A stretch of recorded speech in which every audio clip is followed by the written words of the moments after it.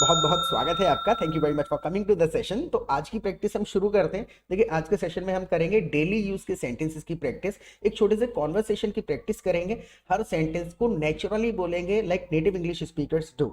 Right, real situation, उस situation में क्या कहा जा सकता है और क्या क्या कहा जा सकता है, तो ऑल्टरनेट्स हम साथ के साथ सीखते हुए चलेंगे। तो I be sharing my screen with you. Screen में आपके साथ में शेयर कर देता हूँ। प्रैक्टिस करने का बेस्ट तरीका बस यही है कि whatever you see on the screen in English you repeat every sentence after me loudly. जोर से बोल के प्रैक्टिस करिएगा, जिससे प्रोनाउंसिएशन की आदत पड़ेगी और वर्ड ऑर्डर याद हो जाएगा। तो पहला सेंटेंस है, क्या प्यार सच में होता है।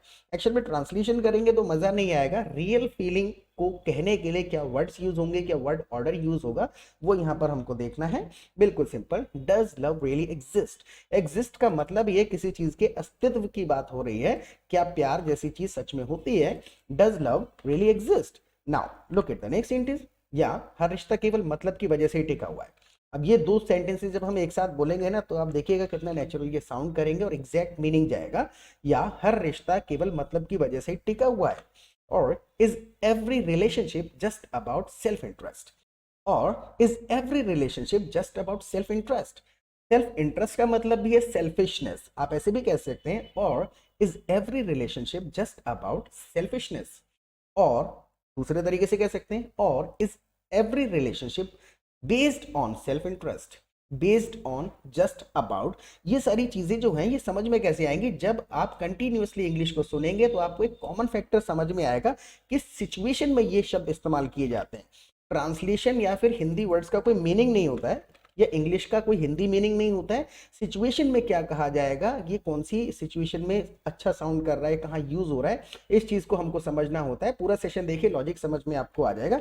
नेक्स्ट सेंटेंस, मेरा बिजनेस में बहुत नुकसान हो गया। मेरा बिजनेस में बहुत ज्यादा नुकसान हो गया। अब इसको दो तीन तरीके से अपने नुकसान को आप बता सकते हैं। सिंपल एक तरीका है, I suffered a huge loss in business. I suffered a huge loss in business. Suffered की जगह I faced a huge loss in business. Right, तो हमको ऑल्टरनेट्स पता होने चाहिए कि क्या क्या शब्द इस्तेमाल हो सकते हैं। वो कैसे पता चलेंगे, जब आप सुनेंगे। Now look at the next sentence. ये तो बहुत दुख की बात है। अब आपको दुख ही बताना है तो सिंपल आप एक तो जवाब में सिंपल कह सकते हैं, I am sorry. Sorry to hear that, सुन के बुरा लगा, सॉरी हूँ, I am sorry to hear that. ऐसे भी कह सकते हैं, दैट सो सैड। तो ये देखिए, अब ये बिल्कुल इजी सेंटेंस था, तो आपके माइंड में कम से कम 10-12 तरीके आए होंगे इस बात को कहने के। अगर आप कोई बुरी खबर सुनते हैं तो आपको क्या कहना है, right. Sorry to hear that, I am sorry for that, sorry to see that, right, that's so sad, that's heart breaking. तो ये ऑल्टरनेट्स हमको जो थोड़े बहुत पता है तो हम उनको एक्सेप्ट कर लेते हैं, लेकिन जब आप इन चीजों को कहने की बारी आती है तो ट्रांसलेशन करने लग जाते हैं, इसलिए अटक जाते हैं। तो ट्रांसलेशन नहीं करना है, सिचुएशन में क्या कहा जाएगा ये चीज हमको सीखनी है। Look at the next sentence. तुम तो ऐसे बन के दिखा रहे हो जैसे तुम्हें सच में बहुत चिंता है, यानी कि I face a huge loss in business, या फिर I suffered a huge loss in business. और तुम तो ऐसे बन के दिखा रहे हो जैसे तुम्हें सच में बहुत ज्यादा चिंता है। तो simple, you pretending as if you really care. You are pretending का मतलब ही है बिहेव करना, इस प्रकार से नाटक करना। तुम ऐसे बन के दिखा रहे हो, ऐसा नाटक कर रहे हो। You are pretending as if you really care, जैसे कि तुम्हें सच में ही चिंता हो। You are pretending as if you really care. Now look at the next sentence. अच्छा, एक मैं आपको वर्ड देता हूँ और सिर्फ सुनना नहीं है, आपको लिखना है कमेंट सेक्शन में। एक वर्ड मैं आपको दूंगा, टायर। जो टायर होता है, कार में जो टायर होता है, उस वर्ड को यूज करके आपको एक सेंटेंस बनाना है।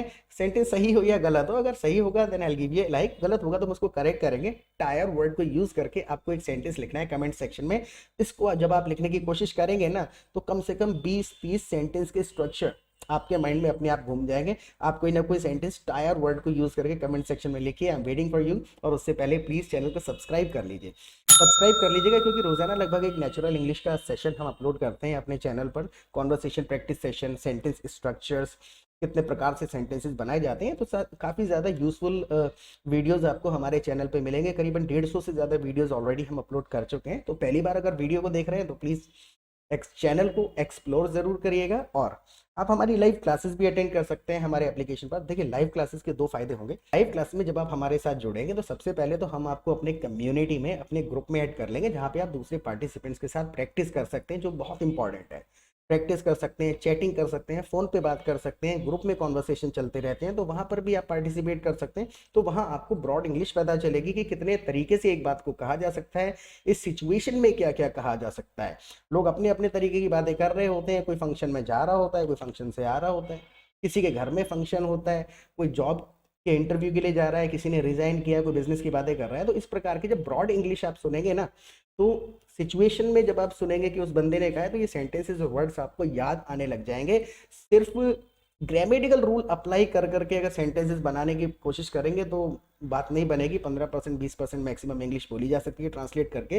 तो join the community and practice in real situation, real situation में प्रैक्टिस करिए। और हमारी शाम को जब लाइव क्लासेस होती है तो वहाँ पर भी we simply come together every evening and we discuss English for 2 hours. 2 घंटे डिस्कशन करते हैं कि भाई इस सेंटेंस को कैसे बोला जाएगा, क्या ग्रामर है, क्या स्ट्रक्चर है, और क्या क्या कहा जा सकता है इस सिचुएशन में। तो जब आप 1.5-2 घंटा रोजाना सेशन में बिताएंगे, 150-200 सेंटेंसेस सुनेंगे, ग्रामेटिकल कंसेप्ट्स क्लियर हो जाएंगे and you will start speaking English fast, fluently and confidently the way you want to speak.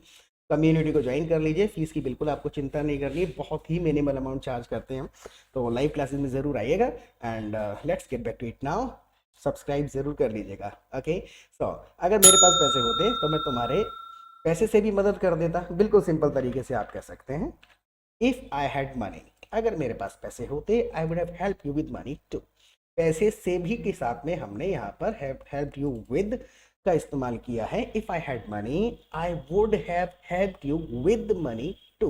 तो एक्चुअल में सुनते समय हम नहीं नोटिस करते हैं इन चीज़ों को, लेकिन जब आप बोलेंगे ना तो आपको खुद से समझ आएगा टू की जगह विद की जगह इन, एड, ऑन कहाँ कहाँ यूज हो रहा है। तो रिपीट करना बहुत ज़्यादा ज़रूरी है। So if I had money I would have helped you with money too. पैसे के साथ भी मदद कर दी होती है आपकी मैंने। ना look at the next sentence. मुझे मत सिखाओ, मैं तुम्हें अच्छे तरीके से जानता हूँ। अब मुझे मत सिखाओ, आप इसको कई तरीके से कह सकते हैं। बिल्कुल सिंपल एक नॉर्मल तरीका, डोंट टीच मी। इंग्लिश में भी इसको नेचुरली ऐसे ही कहा जाता है, और ज़्यादा कैजुअली अगर आप कहें don't lecture me, don't lecture me, don't teach me, don't tell me, कुछ भी यूज़ कर सकते हैं इस सिचुएशन में। आप मुझे मत सिखाओ, मुझे मत बताओ। Don't tell me I know you inside out.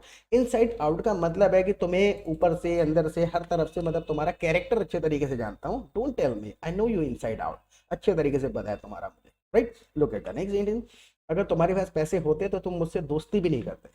अगर तुम्हारे पास पैसे होते तो तुम मुझसे दोस्ती भी नहीं करते। If you had money you wouldn't even be friends with me. If you had money, अगर पैसे होते, you wouldn't even be friends with me. एक तरीका ये है। दूसरे तरीके से आप कह सकते हैं, if you had money you wouldn't even be my friend. मेरे दोस्त भी नहीं होते, you wouldn't even be my friend, या फिर you wouldn't even be friends with me. और भी कई तरीके से इसी चीज को स्ट्रक्चर किया जा सकता है। तो इसको सीखने का बेस्ट तरीका बस यही है, repeat every sentence after me and practice in real situation. Join the community, जहां पर आप इस प्रकार के सेंटेंसेस बार बार पढ़ेंगे, बोलेंगे, सुनेंगे, याद हो जाएंगे, right. Look at the next sentence. और अगर किसी चीज का स्ट्रक्चर, ग्रामर समझ नहीं आता है, कहीं भी कंफ्यूजन होता है, then you can ask questions in comment section. Comment section में आप पूछ सकते हैं, अगर पॉसिबल होगा तो वहां पर एक्सप्लेन कर देंगे। Otherwise I have already given my WhatsApp number, आप मुझे व्हाट्सएप पे कांटेक्ट भी कर सकते हैं। ओके, सो दोस्ती से याद आया, आजकल राहुल कहाँ है। अब मान के चलिए कोई सिचुएशन है जहां पर अक्सर कहते हैं हम कि भाई अरे यार महंगाई से याद आया, टमाटर बड़े महंगे हो गए। दोस्ती से याद आया, आजकल राहुल कहाँ है, राइट। इस प्रकार की जो सिचुएशन है, सिचुएशन को कैसे हमको एक्सप्लेन करना होता है, बिल्कुल simple, friendship reminded me of something, या फिर फ्रेंडशिप रिमाइंडेड मी। इतना कह के छोड़ दो कि दोस्ती की जब बात चल रही है, friendship reminded me where is Rahul these days. आजकल राहुल कहाँ है। Friendship reminded me where is Rahul these days. आजकल राहुल कहाँ है। अब महंगाई से याद आया, inflation reminded me tomato is 100 rupees at my place. How much is it at your place. Tomato is 100 rupees at my place, how much is it at your place. तुम्हारे यहाँ पर कितने रुपए के बिक रहे हैं। तो हिंदी से ज्यादा इसका कनेक्शन होता नहीं है, सिचुएशन बतानी आनी चाहिए, सेंटेंस बनाना आना चाहिए। हाँ, उसका बिजनेस बहुत अच्छा चल रहा है। राहुल की बात हो रही है, where is Rahul these days, उसका बिजनेस बहुत अच्छा चल रहा है। रिलेटेड वर्ड्स यूज करने आने चाहिए। His business is doing well, his business is going well, his business is running well, right. बहुत आसान है अगर हमको ऑल्टरनेट्स पता है और हमने सुनी हुई है तो। Look at the next sentence. तुम्हारी उससे आखिरी बार बात कब हुई थी। तुम्हारी उससे आखिरी बार बात कब हुई थी। When was the last time you talked to him? When was the last time you talked to him? Right, when did you talk to him last time, आगे पीछे कर सकते हैं, when did you talk to him last time, last time कब बात हुई थी उससे। Now look at the next sentence. तो ये चीजें होती कैसे, ये ऐसे ही होगा जब आप कम्युनिटी में ग्रुप में प्रैक्टिस करेंगे, लोग अपने अपने सेंटेंसेस लिखते हैं, तो कोई यहाँ से लिखेगा when was the last time you talk to him, कोई लिख देगा when did you talk to him last time, right. तो आपको ऑल्टरनेट्स पता चलने लग जाएंगे, अच्छा इतने तरीके से इस बात को कहा जा सकता है। लगभग 2 महीने हो गए होंगे, अब इसी एक्सप्रेशन को बताना है हमें, लगभग किसी चीज को भी 2 महीने हो गए होंगे, कितने तरीके से घुमा सकते हैं, देखिए it must have been about 2 months, एक तरीका ये है, it must have been about 2 months. अब मुझसे किसी ने पूछा आपकी लास्ट टाइम कब बात हुई थी, मैं सिंपल तरीके से कह सकता हूँ प्रोबेबली 2 मंथ्स एगो, प्रोबेबली 2 मंथ्स एगो, लगभग 2 महीने पहले 2 मंथ्स एगो, या फिर it must have been about 2 months, लगभग 2 महीने हो गए होंगे। तो देखिए एक चीज को बोलने के, एक सेंटेंस को स्ट्रक्चर करने के कम से कम 10 तरीके होते हैं। वो सारे के सारे तरीके कैसे समझ में आएंगे जब आप रियल सिचुएशन में प्रैक्टिस करेंगे। 300 के करीबन स्ट्रक्चर्स हैं, अगर वो समझ लीजिए, समझ गए आप, तो समझ लीजिए कि इंग्लिश पूरी आती है। फिर आदत में लाना है, तो आदत के लिए प्रैक्टिस, राइट। तो खाना खाने कितनी देर में जाओगे, अब दोस्त पूछ रहे हैं खाना खाने कितनी देर में जाओगे, after how long would you go for a meal, बिल्कुल सिंपल, सारे शब्द अगर हम इस्तेमाल करें, after how long would you go to have your meal, तब भी कोई गलत नहीं है। और नॉर्मल तरीके से after how long would you go for a meal, और ज्यादा शॉर्ट में अगर बात ही चल रही होती तो इतना कहने की जरूरत ही नहीं थी, इतने बंदा कह देता when would you go for a meal, when would you go for a meal, right. तो हमें सिचुएशन में बात करना सीखना है। आज खाना घर पर ही खाऊंगा, आज खाना घर पर ही खाऊंगा, I eat only at home today, मैं घर पर ही खाना खाऊंगा। दूसरे तरीके से आप कह सकते हैं I eat at home itself today, I eat at home itself, या फिर ओनली एट होम, दोनों में ही हम होम पर एम्फेसाइज कर रहे हैं। तो ये चीजें हमको अभी पता चलेंगी जब सुनेंगे। So I eat only at home today, आज घर पे ही खाना खाऊंगा। आज तुम्हारे घर पे क्या खाना बना है, अब ये सारा का सारा हिंदी का एक कॉन्वर्सेशन है, ज्यादा लंबा नहीं है, 2-3 सेंटेंसेस और बाकी है, सो प्लीज स्टे ट्यून। आज तुम्हारे घर पे क्या खाना बना है, सारे इस तरीके से नहीं बोलेंगे, नॉर्मल तरीके से बोलेंगे, what's there at your home for meal today, what's there at your home for meal today, आज आपके घर में खाने के लिए क्या बना है। मील का मतलब ये भोजन, राइट। तो what's there at your home for meal today, तो घुमा फिरा के हमने उससे पूछ लिया भाई खाने में क्या है आपके घर पर, राइट, खाने में क्या बना है। इनको ट्रांसलेशन करेंगे तो सेंटेंस में मजा नहीं आएगा, राइट, मीनिंग बदल जाएगा, उसका जो एसेंस है वो कहीं खो जाएगा। हाँ, ये तो मुझे भी नहीं पता, जो बना होगा वही खा लूंगा, ये तो मुझे भी नहीं पता, जो बना होगा वही खा लूंगा, that's something I don't know, मतलब जो आप पूछ रहे हो what's there for meal at my home, that's something I don't know, I eat whatever is there, जो भी होगा वो खा लूंगा, that's something I don't know, I eat whatever is there, जो भी होगा वहां पर वो मैं खा लूंगा, I eat whatever is there, right. Look at the next sentence.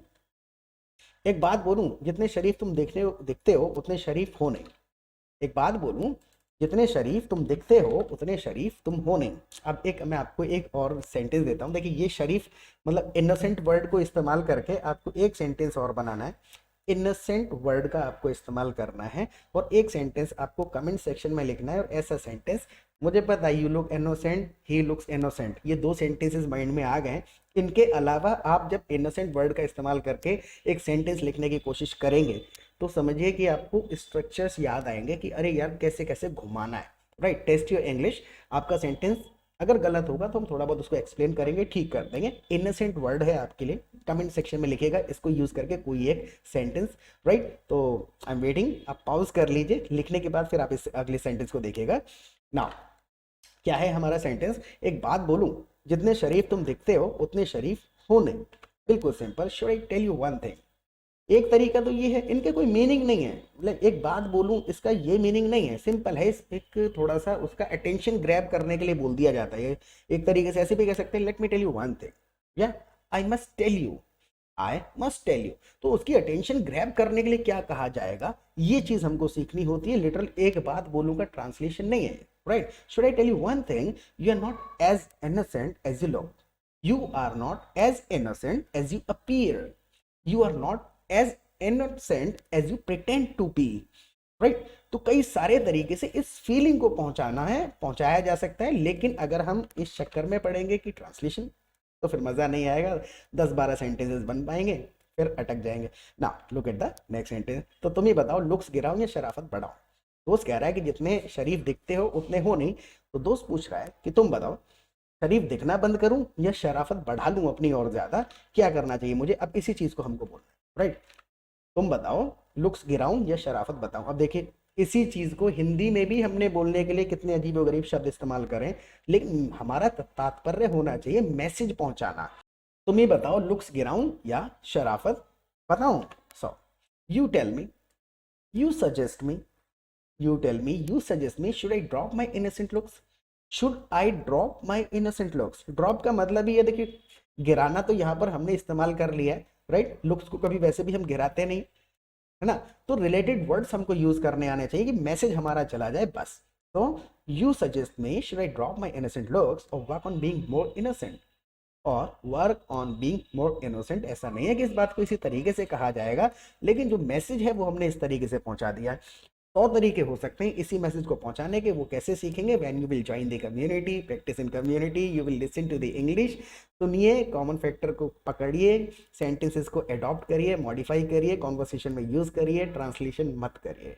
Okay, सो इसके सेशन के बारे में प्लीज़ फीडबैक जरूर दीजिएगा कि इससे थोड़ा बहुत आपको सेंटेंसेस के स्ट्रक्चर्स वगैरह समझ में आए या नहीं आए, और प्रैक्टिस करते रहें। फिर मिलेंगे एक नए सेशन के साथ। Till then, take care of yourself, bye.